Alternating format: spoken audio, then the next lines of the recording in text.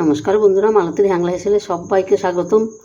আজকে একটা নতুন রেসিপি নিয়ে এসেছি তোমাদের জন্য। আজকে আমি পটলগুলো আগের থেকেই কিন্তু কেটে নিয়েছি। আমার একটু তাড়া আছে, তবে এই যে আমার উপরের এই চোকলাটা আমি উপরের যেই পাতলা যে আবরণটা হয় সেটাকে আমি চেঁচে ফেলাই দিছি।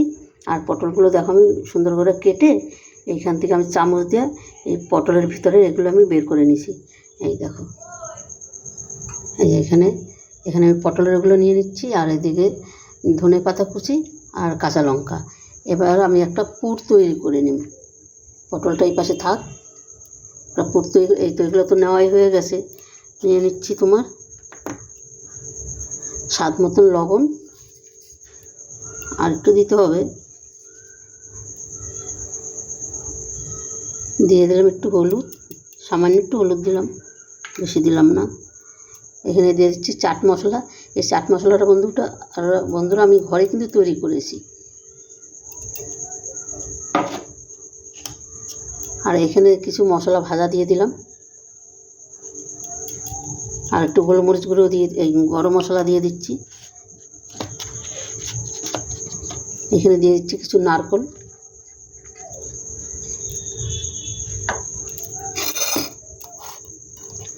আর দুটো আলু সিদ্ধ করে রাখছি, সেই আলু দুটো আমি দিয়ে দিচ্ছি।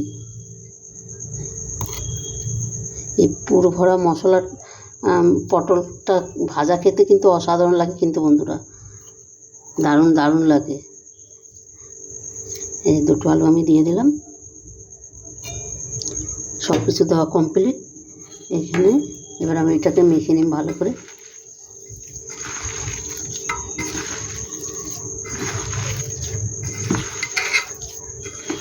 বন্ধুরা, রেসিপিটা ভালো লাগলে তোমার লাইক কমেন্ট শেয়ার করে দিও, বেশি বেশি করে শেয়ার করে দিও, বন্ধুদের দেখার সুযোগ করে দিও।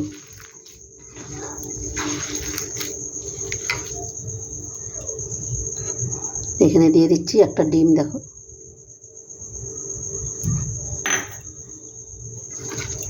এবার এটা দিয়ে আমি ভালো করে মেখে নেব।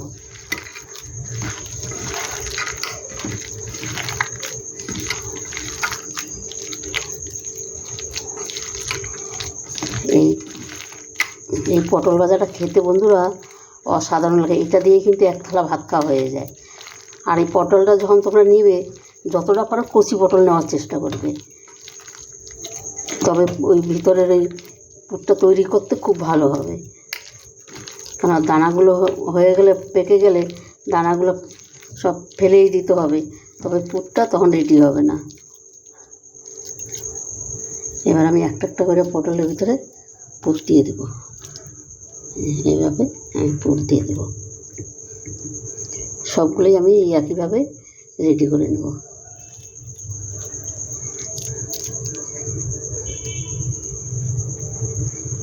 এবার দেখতে থাকো বন্ধুরা, সম্পূর্ণ আমি একইভাবে রেডি করে নিই।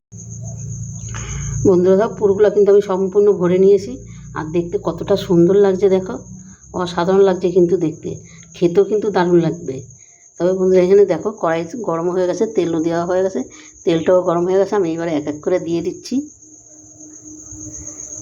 এটা কিন্তু একটু আস্তে কম আজে ঢাকা দিয়ে ভাজতে হবে, তাহলে ভিতরে যেই পুরটা দেওয়া আছে পুরটা ভালো হবে। এটাকে কিন্তু আস্তে করে এভাবে উল্টিয়ে দিতে হবে।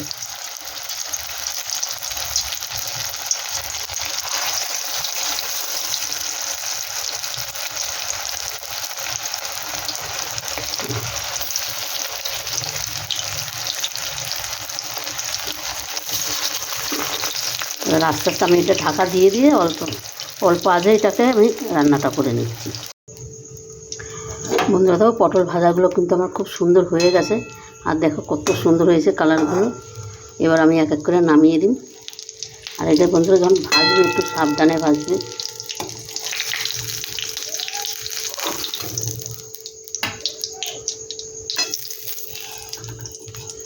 বন্ধুরা, এই রেসিপিটা কেমন লাগলো তোমরা লাইক কমেন্ট শেয়ার করো, বেশি বেশি করে শেয়ার করবে, বন্ধুদের দেখার সুযোগ করে দিবে।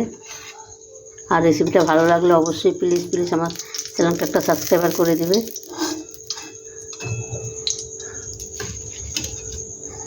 বাকিগুলো আমি একইভাবে ভেজে নেব।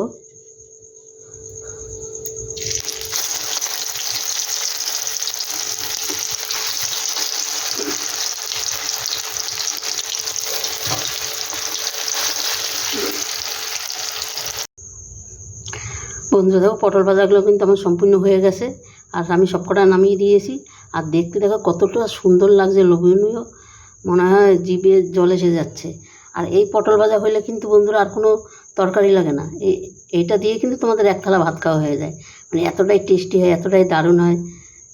বন্ধুরা রেসিপিটা ভালো লাগলে প্লিজ একটা সাবস্ক্রাইবার করে দিও। আর আমার ফেসবুক থেকে যেই বন্ধুরা দেখছো আমার ফেসবুক পেজটা ফলো করবে, ফলো করে আমার পাশে থাকবে। তবে এইভাবে একবার অন্তপক্ষে ঘরে করে দেখবে বন্ধুরা, একদম অসাধারণ খেতে কিন্তু। তবে আজকে আসছি বন্ধুরা, কালকে আবার দেখা হবে নতুন কোনো ভিডিও নিয়ে। তোমরা ভালো থেকো, সুস্থ থেকো, টাটা, বাই বাই।